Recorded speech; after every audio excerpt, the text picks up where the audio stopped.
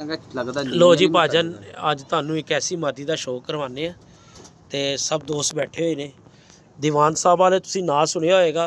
ਕੁਝ ਲੋਕੀ ਤੇ ਉਹਨਾਂ ਨੂੰ ਕਹਿ ਦਿੰਦੇ ਨੇ ਜਿਹਨਾਂ ਨੂੰ ਨਹੀਂ ਪਤਾ ਕਿ ਨੀਵੀਂ ਵਾਲੇ ਫਲਾਣਾ। ਤੇ ਹਬੀਬ ਭਾਈ ਆਏ ਨੇ, ਉਹਨਾਂ ਨੇ ਵੀ ਮੈਂਸ਼ਨ ਕੀਤਾ ਕਿ ਮੈਂ ਉਸ ਤੋਂ ਪਹਿਲੇ ਮਿੱਠੂ ਭਾਈ ਉਹਨਾਂ ਕੋਲ ਮਾਦੀ ਮੈਂ ਵੇਖੀ ਤੇ ਮੈਂ ਉਹਨਾਂ ਨੂੰ ਕਿਹਾ ਭਾਜਨ ਹੈ ਦੀਵਾਨ ਸਾਹਿਬ ਵਾਲੀ ਮਾਦੀ ਹੈ ਤੇ ਨਰ ਨਹੀਂ ਸਾਨੂੰ ਲੱਭਿਆ। ਹੁਣ ਇਨਸ਼ਾਅੱਲਾ ਨਾਰੇ ਦੇ ਨਾਲ ਜਲਦੀ ਅਸੀਂ ਕਿਤੇ ਨਾ ਕਿਤੇ ਇਹਨੂੰ ਫਿੱਟ ਕਰ ਦਾਂਗੇ ਤੇ ਸ਼ੌਕ ਕਰਵਾਉਂਦੇ ਆ ਤੁਹਾਨੂੰ ਮਾਦੀ ਦਾ। ਹਬੀਬ ਭਾਈ ਕਰਵਾਉਣਗੇ।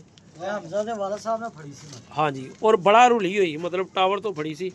ਲੋ ਜੀ ਪਰ ਦਾ ਤੁਸੀਂ ਸ਼ੋਅ ਕਰੋ,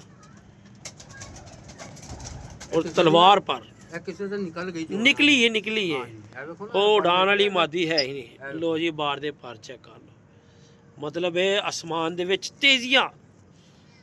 ਅੱਖ ਦਾ ਸ਼ੋਅ ਕਰਾਓ ਜੀ ਭਾਜਨ, ਇਹ ਕਲੀਅਰ ਹੈ ਇਹ ਦੀਵਾਨ ਸਾਹਿਬ ਵਾਲੇ ਕਬੂਤਰ ਨੇ।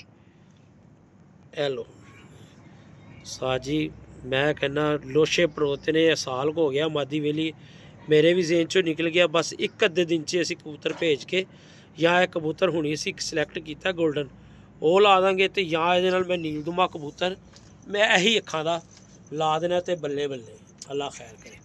ਠੀਕ ਹੈ ਭਾਜਨ, ਹਮਜ਼ਾ ਭਾਈ ਦੇ ਵਾਲਦ ਸਾਹਿਬ ਨੇ ਫੜੀ ਸੀ ਤੇ ਜਿਸ ਤਰ੍ਹਾਂ ਨੌਕਰੀ ਕਰਦੇ ਨਾ। ਲੋ ਜੀ ਵੀਰ ਜੀ।